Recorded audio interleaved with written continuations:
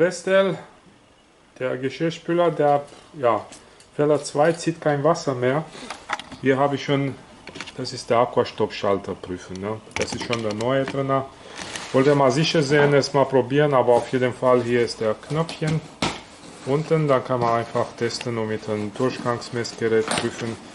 Ja, ist einfach oxidiert oder sowas ähnliches, dann zieht ja natürlich kein Wasser, wenn der Schalter aktiv ist. Ansonsten die Maschine überprüfen, ob sie irgendwo Wasser verliert. Ja, hier kann man sehen, da ist irgendwo hier Wasser reingelaufen, oder es kann auch sein, dass die Feuchtigkeitsbildung und einfach nur dadurch, weil er steht ja hier über den Heizung, ja, das ist das Heizelement und das Teil ist direkt oben drüber und schwer zu sagen, wie das passiert ist. Kann auch sein, dass die Verfärbung hier damit zu tun hat, dass es ein bisschen zu heiß wird an der Stelle oder das Material intern versagt hat. Also bei F2 alle LEDs blinken, bei dem Vestel Geschirrspüler dann hier den Aquastop-Schalter überprüfen. Ja, und hier ist das Gerät, er läuft jetzt in Probe. Ja.